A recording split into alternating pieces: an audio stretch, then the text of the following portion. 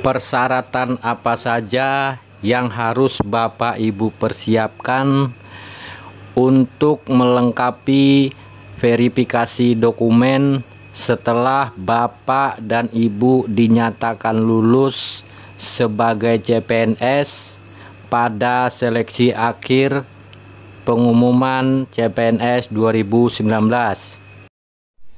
Sebelum saya lanjutkan, bagi yang belum subscribe silahkan di subscribe dulu, like dan komen, serta bagikan ke teman-teman kalian agar kita saling berbagi informasi. Assalamualaikum warahmatullahi wabarakatuh. Salam aparatur. Apa kabar Bapak Ibu peserta seleksi CPNS 2019? Semoga saat ini Bapak dan Ibu dalam keadaan sehat, amin. Mungkin saat ini Bapak dan Ibu lagi tidak sabar menunggu pengumuman hasil akhir seleksi CPNS 2019. Semoga saja Bapak dan Ibu mendapatkan hasil yang terbaik. Saya dapat merasakan apa saat ini yang sedang Ibu Bapak rasakan. Saya juga pernah merasakan seperti apa yang Bapak Ibu rasakan sekarang. Pengalaman saya sewaktu lulus jadi pegawai negeri sipil dan melakukan pemberkasan setelah pengumuman lulus, dan apa saja nantinya yang harus Bapak Ibu persiapkan setelah lulus sebagai peserta seleksi CPNS 2019. Sekarang mari kita lihat Peraturan Badan Kepegawaian Negara Nomor 14 Tahun 2018 tentang petunjuk teknis pengadaan pegawai negeri sipil. Inilah persyaratan administrasi dan dokumen yang harus Bapak Ibu lengkapi. Yang pertama, surat lamaran. Yang kedua, fotokopi ijazah atau surat tanda tamat belajar. Yang ketiga, daftar riwayat hidup. Yang keempat, surat keterangan catatan dari kepolisian. Yang kelima, surat keterangan sehat.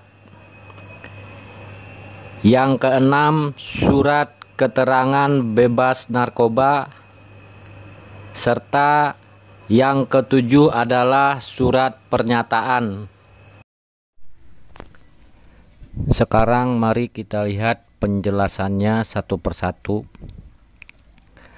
Pada poin 2 di dalam Peraturan Badan Kepegawaian Negara Nomor 14 Tahun 2018 disebutkan persyaratan administrasi.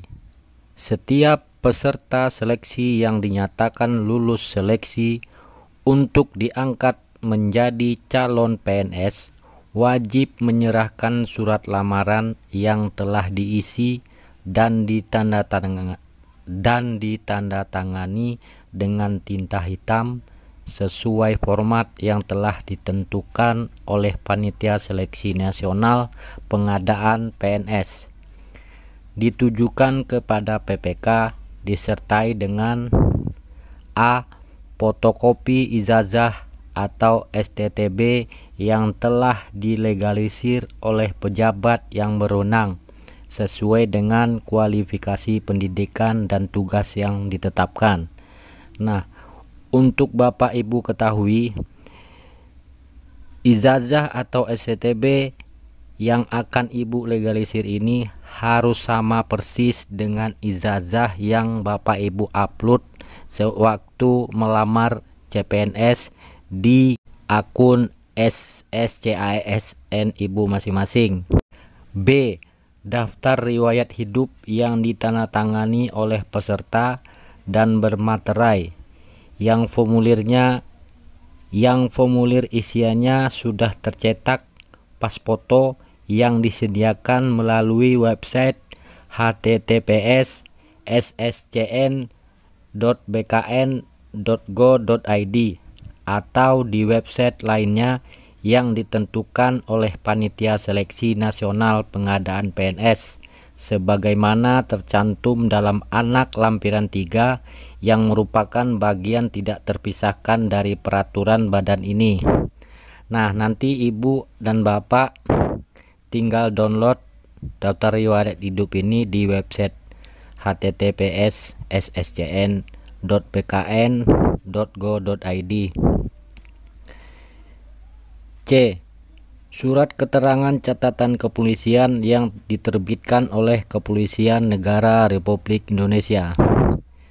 Biasanya kalau untuk CPNS yang mengeluarkan surat SKCK ini biasanya dari Polres. D.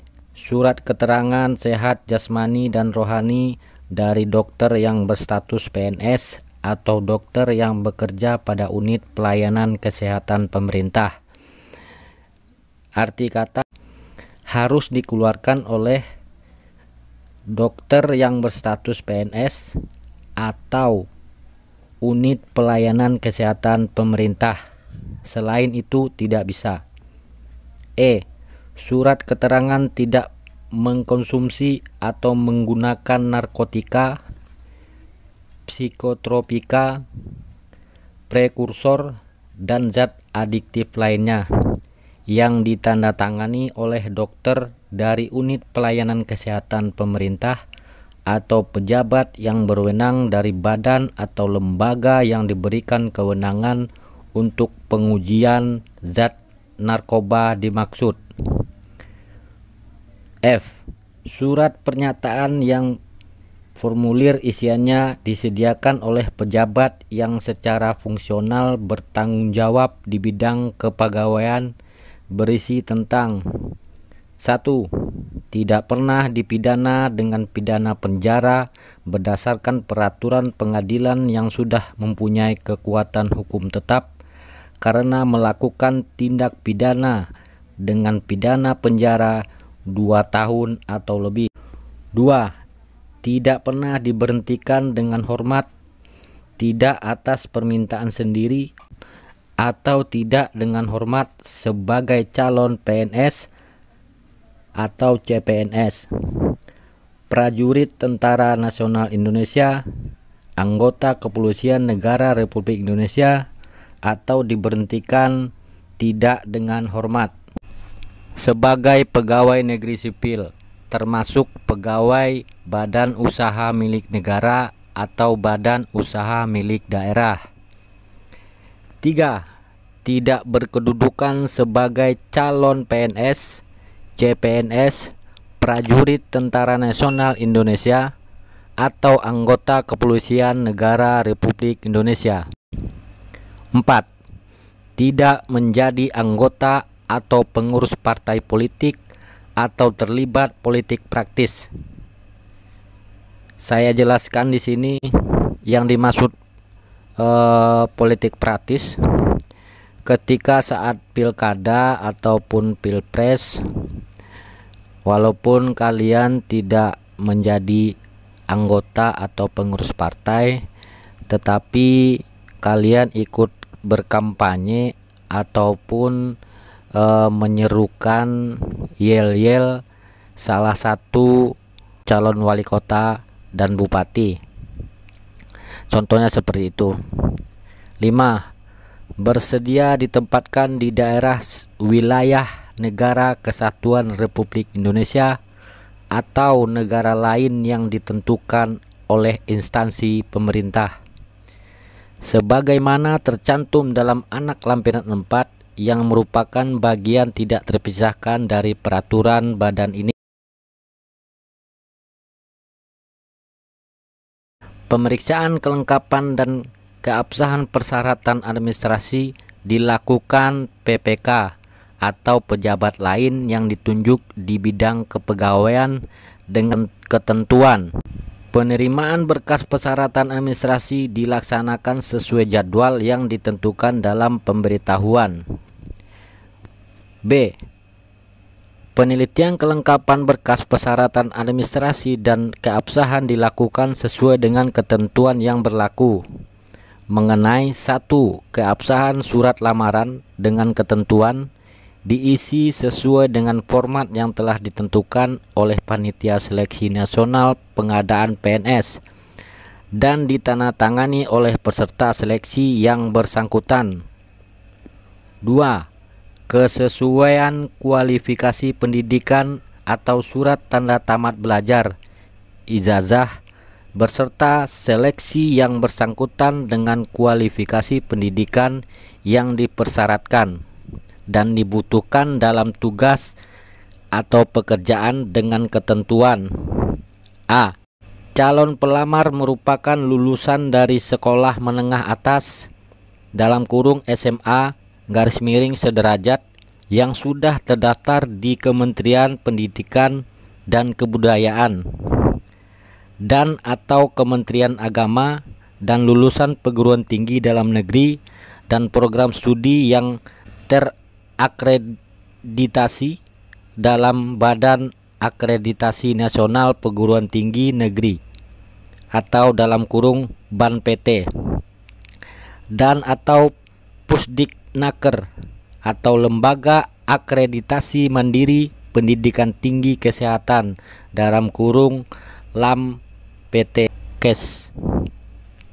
B. Ijazah yang diperoleh dari sekolah atau perguruan tinggi luar negeri harus mendapat penetapan penyetaraan dari Panitia Penilaian Ijazah Luar Negeri yang telah menyelenggarakan urusan pemerintah di bidang pendidikan. 3. Kebenaran data dalam daftar riwayat hidup peserta seleksi yang bersangkutan dengan ketentuan antara lain: data yang telah ditulis sesuai dengan ijazah, surat pernyataan, buku pengalaman kerja, bukti pengalaman kerja, dan data lain sebagaimana yang telah dipersyaratkan. 4. Keabsahan surat keterangan catatan kepolisian yang dilampirkan dengan ketentuan: A. Diterbitkan oleh Kepolisian Negara Republik Indonesia, dan B. Surat keterangan catatan kepolisian masih berlaku sesuai dengan jangka waktu yang ditentukan. Jadi Bapak dan Ibu pastikan dan dicek dulu apakah SKCK Bapak dan Ibu masih berlaku.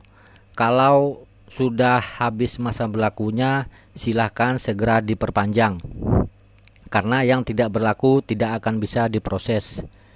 5. Keabsahan surat keterangan sehat jasmani dan rohani dari dokter dengan ketentuan: A. Dokter yang berstatus PNS, B. Dokter yang bekerja pada unit pelayanan kesehatan pemerintah. 6. Keabsahan surat keterangan tidak mengkonsumsi atau menggunakan narkotika, psikotropika, prekursor, dan zat adiktif lainnya dengan ketentuan: A. Ditandatangani oleh dokter dari unit pelayanan kesehatan pemerintah, B.